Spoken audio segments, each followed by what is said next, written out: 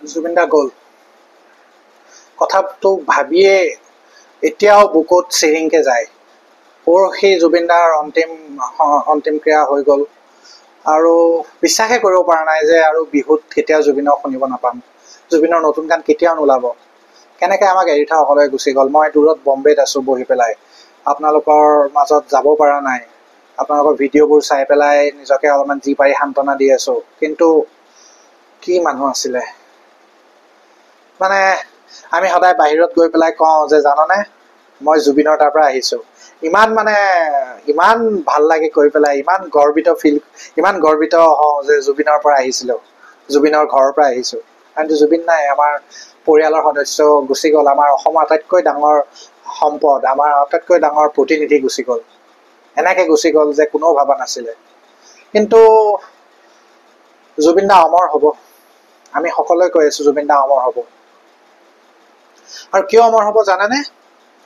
কাৰণ আমি কৰিম অমৰ, আমি অমৰ বনাই ৰাখিম।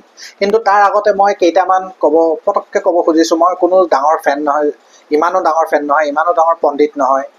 আপোনালোকতছে বহুত মানুহ আছে যোনে জুবিন দাৰ মানে ছুপাৰ ফেন হয়। কিন্তু জুবিন দা কেনেকৈ আহিছিলে 92ত অনামিকা যেতিয়া ষ্টাৰ্ট হৈছিলে, প্ৰথম সেইটো সময়ত আমাৰ অসমৰ মাজত ইমান অশান্তি আছিলে। আপোনালোকে চাগে এতিয়া মনত নপৰিব, আলফাৰ তেতিয়া বহুত প্ৰব্লেম আছিলে, অপাৰেশ্যন বজৰং, ৰাইন' এইবোৰ চলি আছিলে ইত্যাদি। ইপিনে বম ফুটি আছিলে।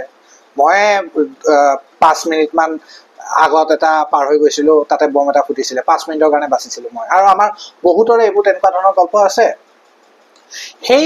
সেই এনভাইৰমেণ্টত বুলি যদি ক'ব পাৰোঁ, সেই বাতাবৰণত জুবিন আহি পেলাই অনামিকা গালে। চাওক এনেকুৱা ধৰণৰ গানটো গাইছে।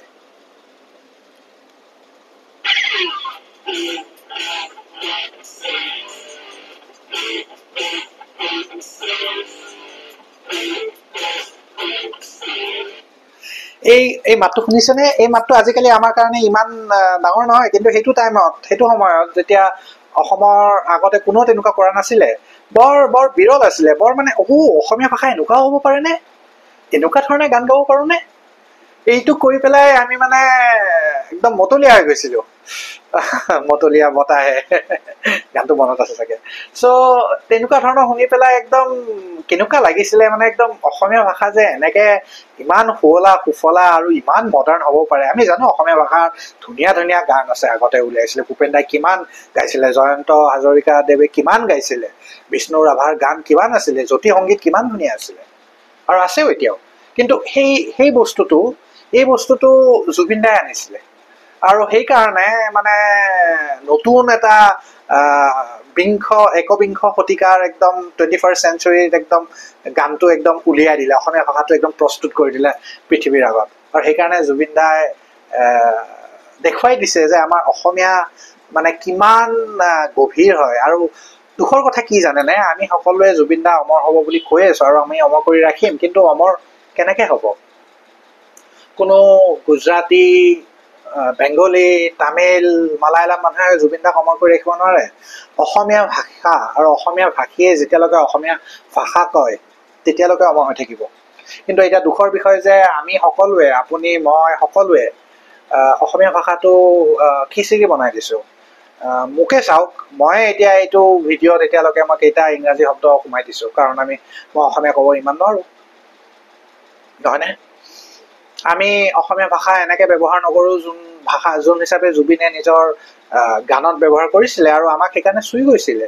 কাৰণ আমি তেওঁৰ ওপৰত মানে অসমীয়া ভাষাৰ আটাইতকৈ পিয়ৰ যোনটো কয়, হয়নে, কোনো একো মিশ্ৰণ নাই, কোনো প্ৰদূষণ নাই, তেনেকৈ অসমীয়া ভাষাটো প্ৰস্তুত কৰিছিলে আৰু কিমান ধুনীয়াকৈ কৰিছিলে।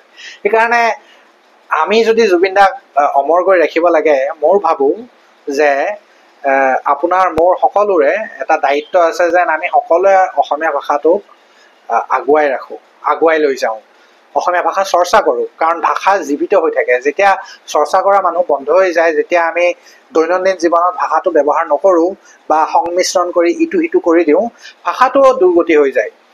আৰু ভাষা বদলিব, নবদলা নহয়, কিন্তু আমাৰ ভাষাৰ যোনটো এটা সুমধুৰ সাৱলীলতা আছে, সেইটো আমি হেৰুৱাই পেলাইছোঁ নেকি? মোৰ মতে আমি হেৰুৱাই পেলাইছোঁ বহুত ক্ষেত্ৰত। আৰু আজিকালি নতুন প্ৰজন্ম যুৱ শক্তি, আমাৰ নতুন প্ৰজন্ম যোনে আজিকালি স্কুলত পঢ়ে বা জাষ্ট মেট্ৰিক পাছ কৰিছে বা 6 বছৰ 7 বছৰ জাষ্ট নাৰ্চাৰী কেজিত আছে, কিমান অসমীয়া পঢ়ে, কিমান অসমীয়া চৰ্চা কৰে, কিমানে অসমীয়া গান গায়? বহুত বহুত কমি গৈছে। আৰু সেইটো বৰ দুখৰ কথা, কাৰণ এনেকুৱা চলি থাকিলে 25 বছৰ পিছত যেতিয়া তেওঁলোকে ডাঙৰ হৈ পেলাই যাব, তেতিয়া সেই আৱেগটো, জুবিন দাৰ গানবোৰৰ সেই আৱেগৰ যোনটো আমি লাগে বুকুত, সেইটো নাপাব। আৰু সেইটো বৰ দুখৰ বিষয় নহ'বনে? এতিয়া চাওক, মই বেছি লেকচাৰ নিদিওঁ, বেছি জ্ঞান নিদিওঁ, আৰু এটা গান শুনাম আপোনাক, মানে অসমীয়া ভাষাটো কিমান সুমধুৰকৈ জুবিনে প্ৰস্তুত কৰিছিলে। চাওক, এই গানটো চাগে আপোনালোক আমি চবেই শুনিছোঁ, মই বেছি হেৰি নকৰোঁ, জাষ্ট কেইটামান শুনক লাইন।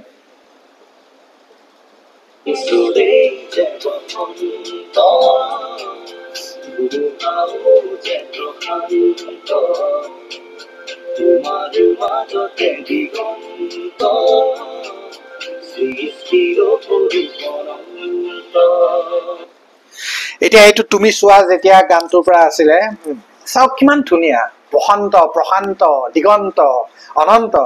আমি সেইবোৰ ব্যৱহাৰেই নকৰোঁ শব্দ আজিকালি।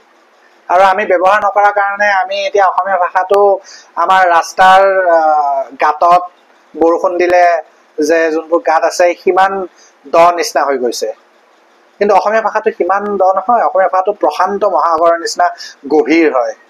সেইকাৰণে মই আপোনালোক সকলোকে কৈছোঁ যে জুবিনৰ স্মৃতি যদি আমি জীয়াই ৰাখিব খুজিছোঁ, আমি সকলোৱে যদি আমি এইটো ভিডিঅ'টো চাই পেলাই যদি কোনোবাই সদায় এটা ৰীল বনাই বা কিবা এটা লিখি হেছটেগ কৰি দিয়ক জুবিনৰ স্মৃতিত বা জুবিনৰ কাৰণে বা জুবিনৰ বাবে। আৰু চাওক, 90 দিনৰ পিছত যদি 90,000 1 লাখ ভিডিঅ' বা লিখনি বা ইত্যাদি অসমীয়াত কৰে, কিমান আগবাঢ়িব ভাষাটো। কাৰণ চাব, আমাৰ অসমীয়া ভাষাটোৰ বেছ, আমাৰ অসমীয়া ভাষাটোৰ যোনটো গাঁথনি আছে এইটো যথেষ্ট মজবুত আছে। বহুত ভাষাটো ক্লাছিকেল ভাষা বুলি চৰকাৰেও ঘোষণা কৰিছে, কিন্তু বৰ্তমান ভাষাটো এনেকুৱা হৈ গৈছে যেন আমাৰ আগত তাজমহলৰ নিচিনা ধুনীয়া এটা অট্টালিকা আছে, কিন্তু জাবৰ জোথৰে একদম এইপিনে পিটনি হৈ গৈছে। কোনোবাই প্লাষ্টিক পেলাইছে, এইপিনে ভালকে চম্ভালি ৰখা নাই, যত্ন কৰি ৰখা নাই, এইপিনে মানুহে গৈ পেলাই মদৰ বটল পেলাইছে। জানেই নহয় কি কৈ আছোঁ মই। আমাৰ ভাষাটো তেনেকুৱা হৈ গৈছে। বস্তুটো আছে, কিন্তু আমি সযতনে ৰখা নাই। আৰু যদি আমি সযতনে ৰখা নাই, আমি জুবিনৰ স্মৃতিক অৱমাননা কৰা হ'ব। জুবিন দাৰ যোনটো অমৰ হৈ থাকিব বুলি আমি কৈ আছোঁ, সেইটো হৈ নুঠিব। আৰু মই জানো যে আমাৰ সকলোৰে নিজৰ নিজৰ দৈনন্দিন জীৱনৰ জীৱিকা উপাৰ্জন কৰিব লাগিব। কোনোবাই সদায় নিজৰ দায়িত্ব আছে, ঘৰৰ প্ৰতি, কামৰ প্ৰতি দায়িত্ব আছে, কিন্তু হাত দাঙি নিদিব। চাওক, আৰু এটা জুবিনদাৰ গান শুনক। জুবিনদাৰ গান চব ধৰণৰ পৰিস্থিতিৰ কাৰণে এটা গান আছে বা বহুত গান আছে। মই সেইকাৰণে গানবোৰ শুনাই আছো আপোনালোকক।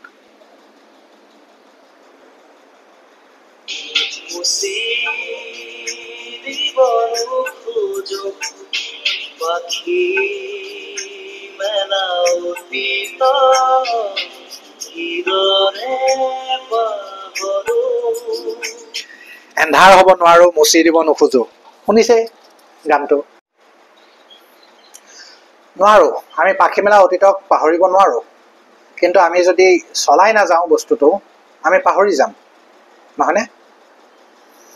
আৰু চলাই যাব লাগিব, আমি আগবাঢ়ি যাব লাগিব। আৰু যদি আপোনালোকে কেতিয়াবা এনেকুৱা লাগিছে যে বহুত বেছি হৈছে, আমি চলিব পৰা নাই, আৰু এটা গান আছে, শুনক। রঙরে লুকাবাকু খেলে যদি আকার সাকিতি উমি জনে তথাপি বন্ধু আবু আই যাবা, তথাপি বন্ধু আবু আই যাবা, কিশোরী ঘুরি নাচাবা। সকলোৱে শুনিছে গানটো? সেইকাৰণে মই কৈছো আপোনালোকে জুবিনৰ গানবোৰ ভালকে শুনক। মই শুনিম জুবিনৰ গানটো লক্ষ্য কৰক, কেনেকে ব্যৱহাৰ কৰিছে, ভাষা কেনেকে ব্যৱহাৰ কৰিছে, বুজক। দৰকাৰ হলে ডিক্সনাৰীখন ওলাই লওক, হেমকোষখন ওলাই লওক। কিন্তু মোৰ সকলোৰে প্ৰতি এটা কৈছোঁ যে এৰি নিদিব, গান শুনিব, গান বুজিব আৰু নতুন গান লিখিব। সৃষ্টি কৰক। জুবিনৰ মুখত, জুবিনৰ কলমত সৰস্বতী আহিছিলে। জুবিন আছিলে অসমীয়া ভাষাৰ আটাইতকৈ ডাঙৰ পূজাৰী আমাৰ মাজত। অসমীয়া ভাষাক ইমান ভাল পাইছিলে, ইমান ধুনীয়া ধুনীয়া অসমীয়াত লিখিছিলে, ইমান ধুনীয়া গাইছিলে। এই জুবিনৰ যোনটো স্মৃতি আছে, এই জুবিনৰ যোনটো ঐতিহ্য আছে, সেইটো হেৰুৱাই নিদিব। সকলোৱে সৃষ্টি কৰক, অসমীয়া ভাষাটো আগবঢ়াই যাওক, আৰু সেই হিচাপে আমি জুবিনক অমৰ ৰাখিম। নমস্কাৰ।